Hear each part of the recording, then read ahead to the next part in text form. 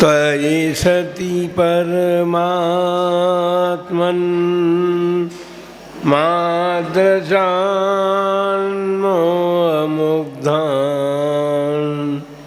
कथम तनुवशत्वान् बुद्ध के सान्यजे हम सुगतमगधरं वागधीशं शिवं वा जितभवमभिवन्दे भासुरं श्रीजिनं वा।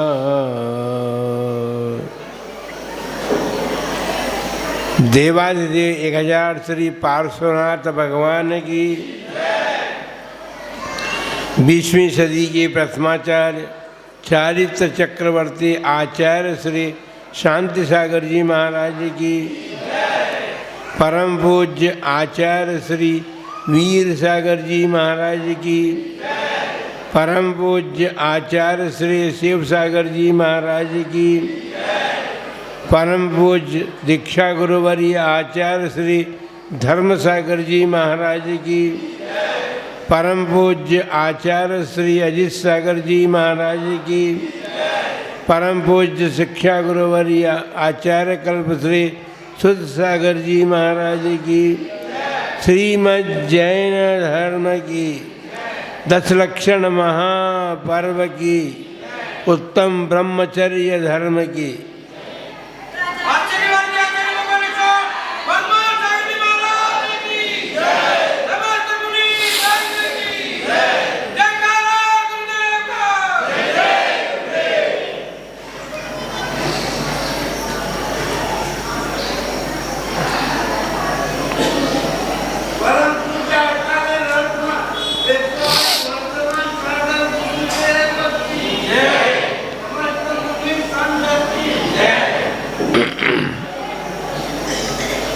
धर्मानुरागी महानुभाव 10 दिवसीय पाठशाला का आज अंतिम दिन है। 10 दिन से हम सब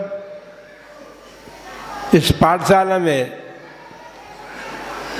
धर्म के अंगों की चर्चा सुन रहे थे, कर रहे थे, और आज हम अंतिम पायदान पर पहुंच गए हैं। हमें देखना है कि इस 10 दिवसीय पाठशाला में हमने क्या सीखा, क्योंकि पाठशाला तो सीखने के लिए होती है, और सीखने के बाद जो सीखा है उसे ग्रहण किया जाता है, उसे जिसे छोड़ना है उसे छोड़ा जाता है, और जिसे ग्रहण करना है उसे ग्रहण किया जाता है। यही तो उपयोग है पाठशाला का, और क्या है। वो विद्यालय अलग चल रहे हैं आपके, अपन तो अपनी पाठशाला की बात कर रहे हैं। हमने 10 दिनों तक इस पाठशाला में वह सीखने का प्रयत्न किया जो हमारे आत्मा के लिए अत्यंत आवश्यक था। विकृतियां आत्मा को मलिन करती हैं, उन सारी विकृतियों को दूर करने का पुरुषार्थ हमने सीखा है, पुरुषार्थ करना सीखा है कि भाई इस प्रकार पुरुषार्थ करेंगे तो हमारी वो विकृतियां दूर होंगी। आज ब्रह्मचर्य धर्म की बात करनी है। ब्रह्मणि आत्मनि आचरति इति ब्रह्मचर्य। जो ब्रह्म अर्थात अपनी आत्मा में रमण करते हैं या रमण किया जाता है, उसका नाम ब्रह्मचर्य है। क्योंकि पिछले सब दिनों में हमने त्याग करते करते उन विकृतियों को हटाते हटाते हमने देखा कि अब हमारे सामने तो कुछ बचा नहीं है सिवाय हमारी आत्मा के। ब्रह्मचर्य धर्म यह कहता है कि हमें अपनी आत्मा में डुबकी लगानी चाहिए। नदी के किनारे जाते हैं, तालाब के किनारे जाते हैं और उस नदी के किनारे पानी में डुबकी लगाने का मन करता है। मन करता है तो क्या करते हैं, कोई कोई तो कपड़े सही हो जाते हैं, लेकिन कपड़े उतारने भी पड़ते हैं डुबकी लगाने के लिए। हमारी आत्मा में जो वस्त्र के स्थानीय क्रोधादि कषाएं और पंचेंद्रिय के विषय थे, जिनके कारण हम संसार में डूब रहे थे, दोनों बातें हैं। तैरने के लिए भी डुबकी लगाई जाती है, पार करना हो तो डुबकी लगा करके पार करना है व्यक्ति। हमने कपड़े उतारे, क्रोध, मान, माया, लोभ, असंयम, असत्य आदि कपड़े जो हमने पहन रखे हैं उनको हमने उतारा, तब कहीं जाकर के हम आत्मा में डुबकी लगा सकते हैं।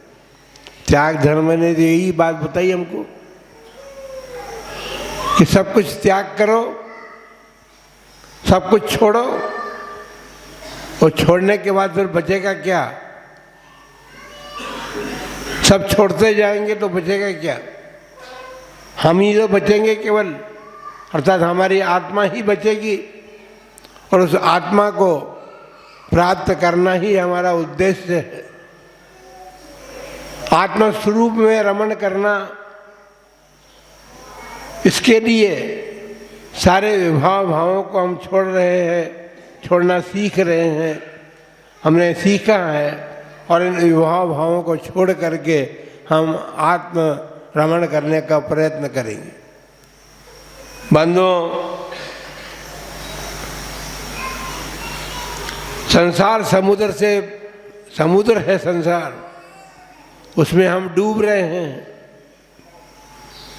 उसमें डूबने वाले व्यक्तियों को सारा संसार ही डूब रहा है, और डूबने के बाद यदि हमारे मन में ये भावना होती है कि हमें संसार समुद्र से पार होना है, तो संसार समुद्र से पार होने के लिए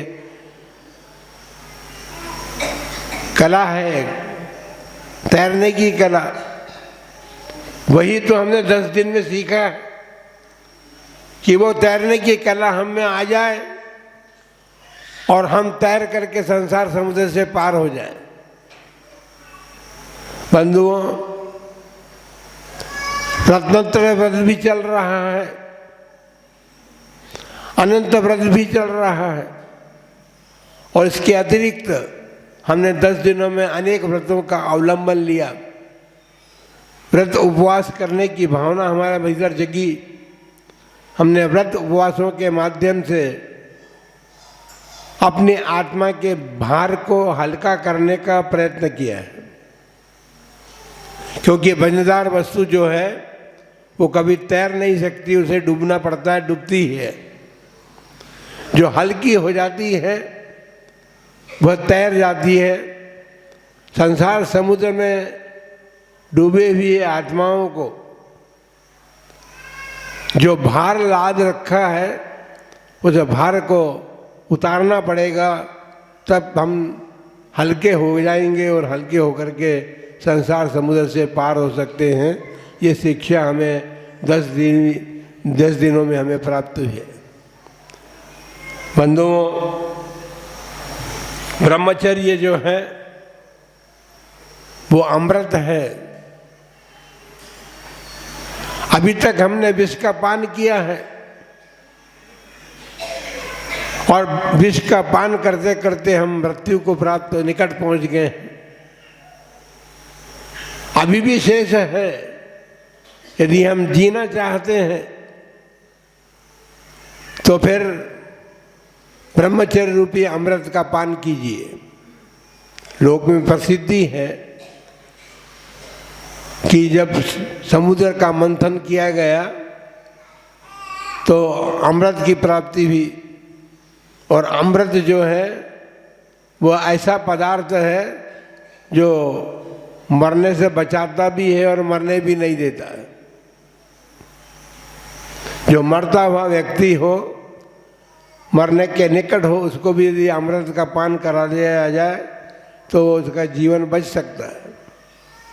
तो आज अमृत की चर्चा है। ब्रह्मचर्य अमृत है। ब्रह्मचर्य यदि हमारे जीवन का अभिन्न अंग बन जाए तो सुनिश्चित बात है कि हम अपने जीवन की रक्षा कर सकते हैं। बंधुओं, काम जो है वो बैरी है। हमने बैरी को अपना रखा है। वस्तु स्थिति यह है कि काम का अर्थ एक मैथुन कर्म ही नहीं है। काम का अर्थ इच्छा होता है। और इच्छाएं जो हैं, हमारे पंचेंद्रिय के विषयों की सारी इच्छाएं जो है वो इच्छाएं काम कहलाती हैं।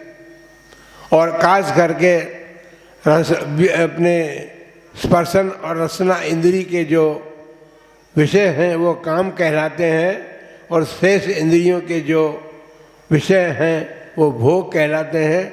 और ब्रह्मचर्य धारण करने वाले व्यक्ति जो हैं काम भोग का त्याग करते हैं।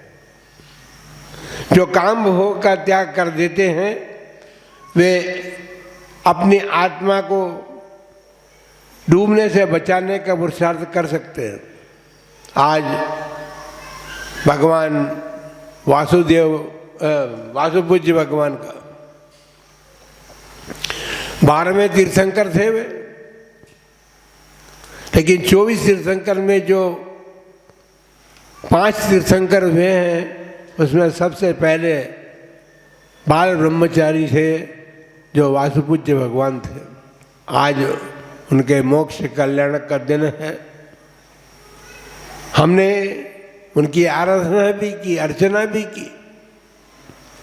और इतना मोद हमारे भीतर हुआ, हमें इतनी प्रसन्नता हुई कि हमने मोदक चढ़ाया उनको पूजा में। मोदक क्यों चढ़ाया है? मोदक का क्या मतलब है? अभी यदि भोजन हो और भोजन का निमंत्रण मिले, उसमें यदि लड्डू सामने आ जाए तो प्रसन्नता होती है ना। तो मोदक चढ़ाने का मतलब ये है कि हमारे भीतर वासुपूज्य भगवान ने मोक्ष प्राप्त किया, उन्होंने मोक्ष प्राप्त किया, लेकिन हमारे भीतर इस बात की प्रसन्नता है कि हम उनको निर्माण लड्डू चढ़ा करके, निर्माण मोदक चढ़ा करके ये भावना भाएं कि हे भगवान, जिस प्रकार आपने संसार के सारे दुखों को भोग करके भी और अपनी आत्मा को बचा लिया, रत्नत्रय धर्म के द्वारा आपने अपने आत्मा के जो दुख थे, जो संसार में परिभ्रमण करते हुए भोगे थे, उन सब को बचा लिया। केवल वासुपूज्य भगवान नहीं थे, वासुपूज्य भगवान तो पहले तीर्थंकर थे बाल ब्रह्मचारियों में। लेकिन 5 तीर्थंकर हमारे बाल ब्रह्मचारी में हैं। वासुपूज्य भगवान के बाद कौन से भगवान का नाम आता है? बता सकते हैं? 19वें भगवान मल्लीनाथ, 22वें नेमिनाथ भगवान, 23वें पार्श्वनाथ भगवान। सब यहाँ पार्श्वनाथ भगवान के भक्त हैं। और अंतिम तीर्थंकर जिनके शासन में हम रह रहे हैं वे भगवान महावीर हैं। इस प्रकार हमारे वासुपूज्य भगवान से लेकर महावीर भगवान तक के 5 नाम हमारे सामने ऐसे हैं जो हमारे बाल ब्रह्मचारी तीर्थंकर थे। इनसे इनकी पूजा आराधना अर्चना करके हमने ये शिक्षा प्राप्त की कि संसार में जो परिभ्रमण करने का कारण है अब्रह्म है। और अब्रह्म जो है ब्रह्मचर्य से मतलब केवल एक इंद्रिय की बात नहीं है, सारी इंद्रियों के विषयों के त्याग की बात है। यदि किसी ने ब्रह्मचर्य ले लिया और इष्ट भोजन कर रहा है, गरिष्ठ भोजन कर रहा है, अपने ब्रह्मचर्य की रक्षा नहीं कर सकता। ब्रह्मचर्य की रक्षा के लिए से इष्ट और गरिष्ठ पदार्थों का भी त्याग करना पड़ता है। तो इस पर सर इंद्रिय का विषय छोड़ा तो रसना इंद्रिय का विषय भी छोड़ना पड़ता है। और इष्ट विषय जो है क्या है, इष्ट पदार्थ क्या है आपका? भोजन बना है और पकवान भी बहुत सारे बने हुए हैं, 56 भोग क्या व्यवस्था की गई है। लेकिन उन 56 भोगों में, 56 प्रकार के पदार्थों में एक चुटकी नहीं हो तो सारा स्वाद बिगड़ गया। तो नमक जो है सबसे ज़्यादा इष्ट है। मुनि महाराजों में भी हैं, वो सब कुछ त्याग करते हैं, 6 रस का त्याग करके भी भोजन करते हैं, नमक का त्याग करके भी भोजन करते हैं। हमारे यहाँ नमित सागर जी महाराज थे, उन्होंने जिस दिन 16 वर्ष की उम्र में घर छोड़ा था, उस दिन से उन्होंने जीवन में कभी नमक खाया ही नहीं। आचार्य श्री धर्म सागर जी महाराज ने नमक नहीं खाया।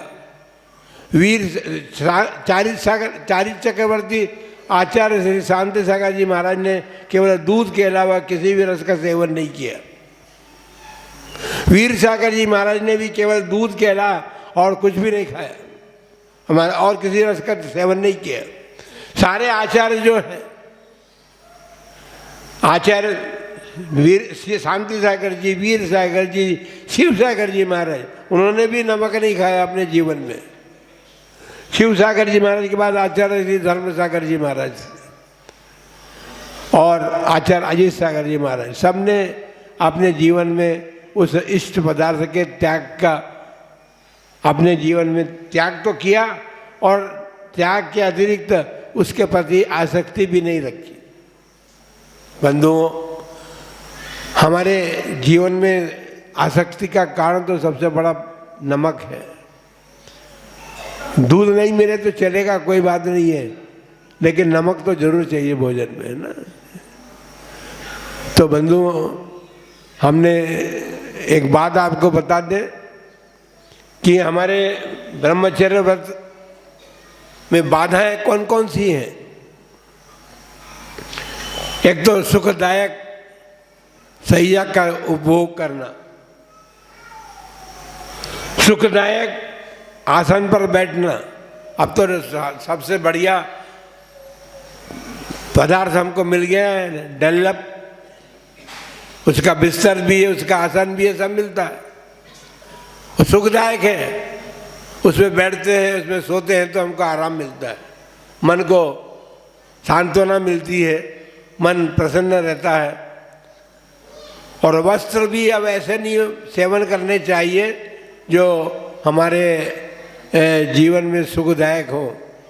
तो महाराज भी वस्त्र ग्रहण करे और सुखदायक नहीं हो तो फिर क्या बनता उनका।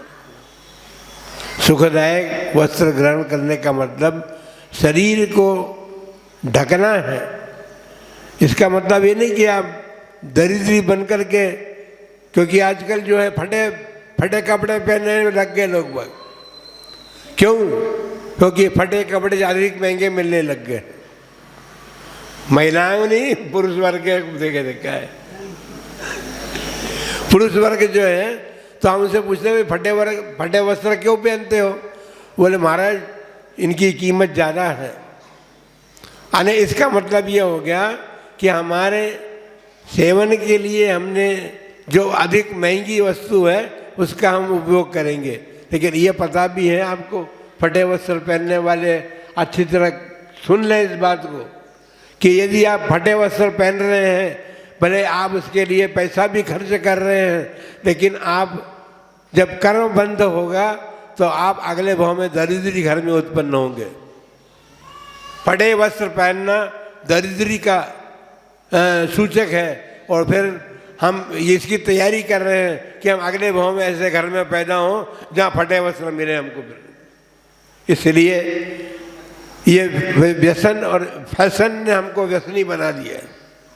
इस फैशन के पीछे, और ये फैशन कहाँ से आ रही है? ये सब टीवी की और सिनेमा की देन है, मोबाइल की देन है, जिसमें इस प्रकार की फैशनें परोसी जाती है और उनको हम ग्रहण कर रहे हैं। इसलिए ब्रह्मचर्य व्रत पालन करना है, अर्थात अपने मन को भी प्रसन्नता रहे, मन भी प्रसन्न रहे, तो फिर गरिष्ठ भोजन का या जो हमारे भीतर इच्छाओं को उत्तेजित करते हैं ऐसे पदार्थों का त्याग करना चाहिए। कुशील मन जो कुशील हैं उन मनुष्यों की संगति का त्याग करना चाहिए। इस प्रकार हमारे सामने उदाहरण है कुलभूषण देशभूषण महाराज थे,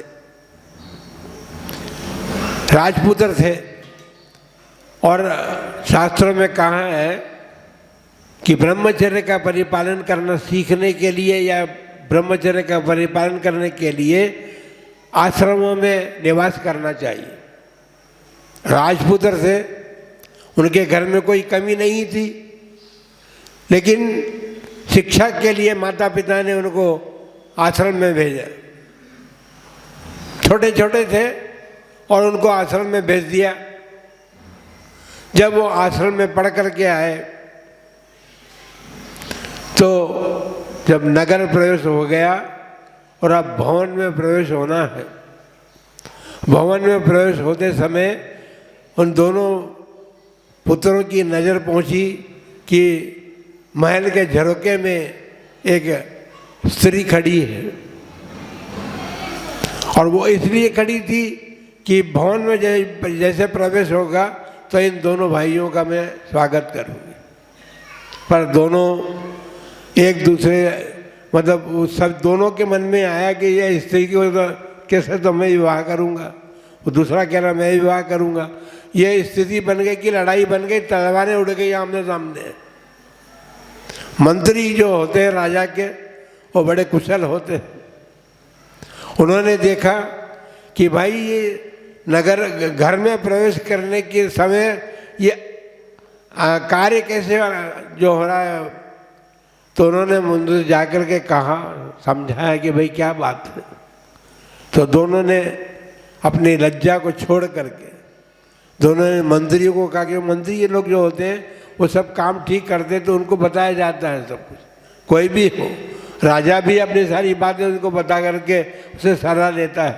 तो दोनों ने जब मंत्रियों के सामने इस बात को रखा कि हमारे विवाद का, झगड़े का कारण ये है, तो उन्होंने कहा कि तुम पागल हुए हो क्या?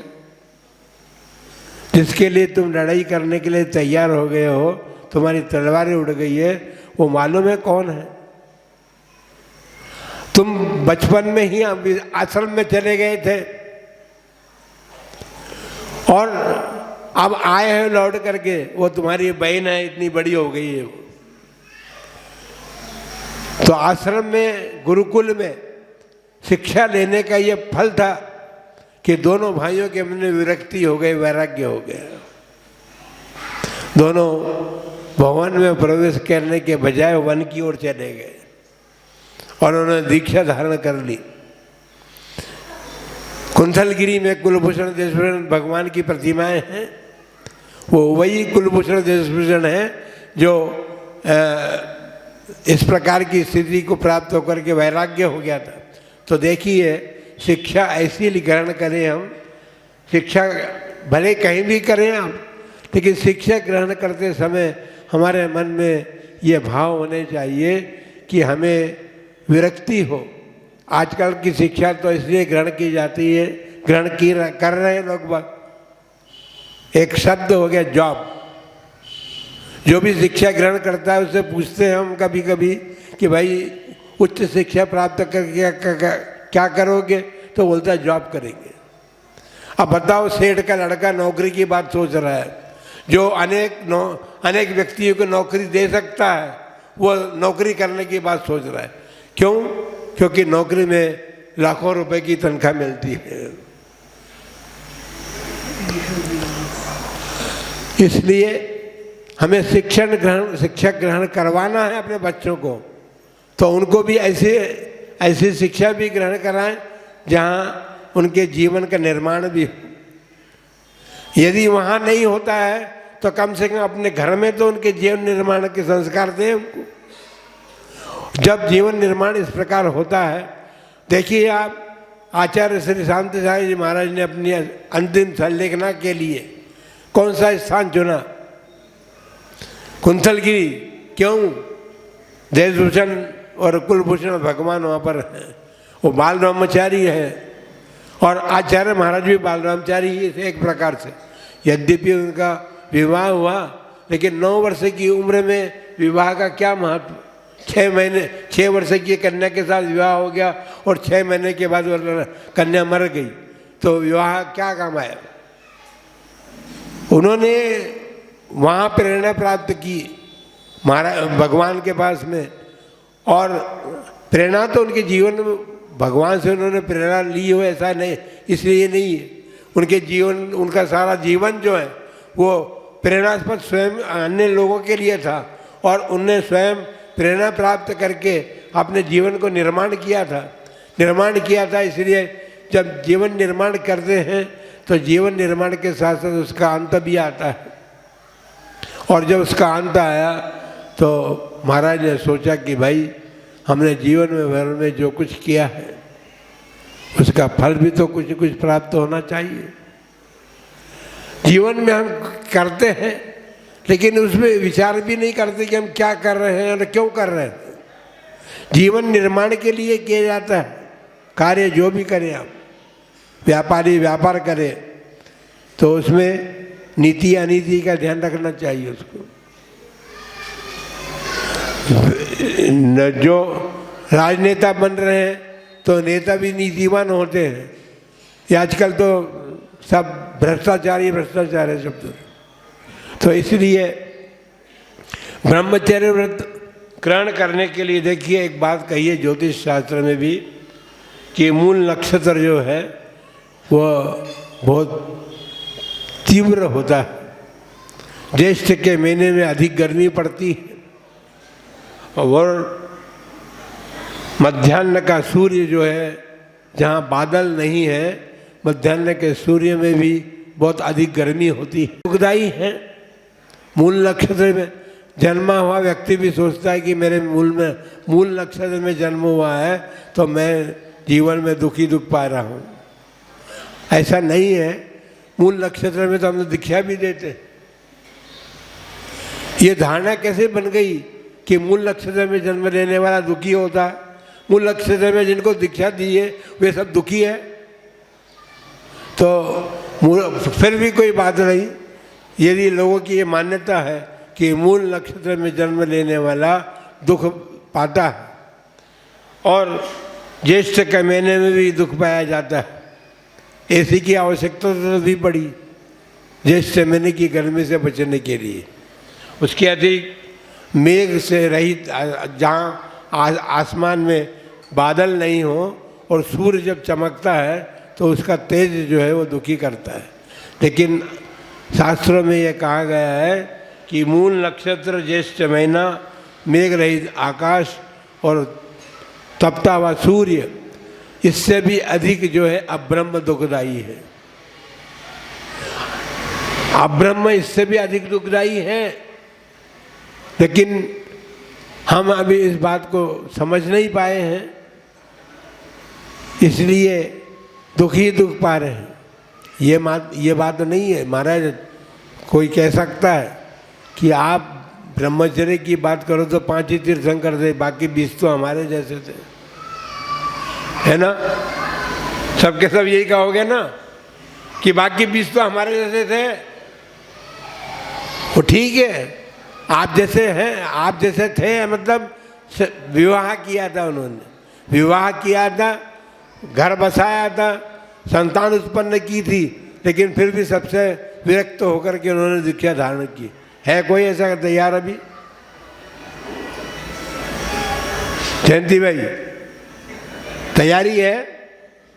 चातुर्मास में तैयारी हो तो फिर दो चार, इतने सारे लोग बैठे हैं, दो चार तो तैयार हो जाओ। तो बंधुओं, आज 10वीं सीढ़ी पर हमने आरोहण कर लिया और हमने पूजा में भी पढ़ा है, ध्यानत धर्म 10 पेड़ चढ़ के, भाई मेरी पूजा नहीं की, बताओ ना क्या आगे क्या है? शिव महल में पग धरा। इसका मतलब क्या है? अपनी आत्मा में रमण करने वाला व्यक्ति जो है, जीव जो है, वही मोक्ष प्राप्त करता है।